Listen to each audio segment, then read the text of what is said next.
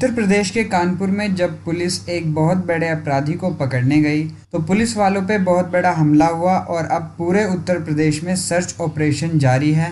Special task force भी विकास दुबे को ढूंढने में लगी हुई है। विकास दुबे द गैंगस्टर कौन है, ये उसने क्या किया है और क्यों किया है, ये सब जानने के लिए मेरे साथ बने रहिए।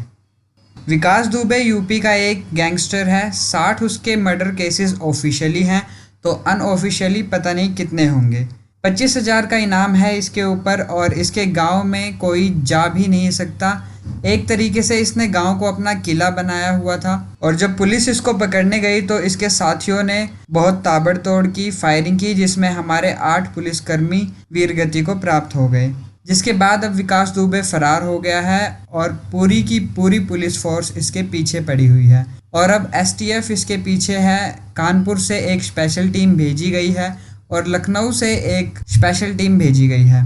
तो एक किस्म से कह सकते हैं कि इसका अंत अब नज़दीक है। अब बात करते हैं हु इज़ विकास दुबे। कानपुर के पास एक गांव है बिकुर, जहां पर इसने एक प्राइवेट आर्मी बनाई हुई है और ये वहीं से ऑपरेट करता है। और जब भी ये जेल जाता था तो ये जेल से ऑपरेट करता था, क्योंकि ऐसे लोगों के पॉलिटिकल कनेक्शन बहुत होते हैं। पॉलिटिशियंस से बैकिंग इनको मिलती रहती है और जब ये जेल में था तब भी ये नगर पंचायत का मेंबर था। So what exactly happened?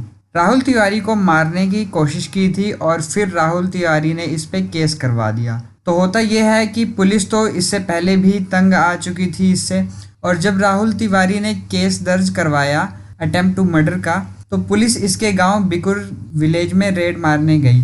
तो जैसे ही पुलिस रेड मारने गई तो विकास दुबे के आदमियों को पहले ही पता था कि पुलिस आ रही है। तो जैसे ही पुलिस वहां पहुंची वैसे ही उन गुंडों ने पुलिस पर ओपन फायर कर दिया। इस फायरिंग में टोटल 8 पुलिस वाले वीरगति को प्राप्त हो गए और 3 इंजर्ड हो गए। इसी बीच में विकास दुबे वहां से भागने में कामयाब हो गया और अब पुलिस फोर्स इसको ढूंढने में लगी हुई है। जो पुलिस वाले शहीद हुए हैं उसमें एक डीएसपी, 3 सब इंस्पेक्टर और 4 कांस्टेबल हैं। इस पर विकास दुबे की माता का बयान सामने आया है। इसमें उन्होंने कहा है कि मेरे बेटे ने बहुत बुरा किया है, पुलिस उसे पकड़कर एनकाउंटर कर दे। नेता नगरी ने उनके बेटे को अपराधी बनाया है, जिसने जैसा किया है वो वैसा भुगतेगा। उन्होंने कहा कि सरकार और पुलिस जो चाहे वो करे उनके बेटे के साथ।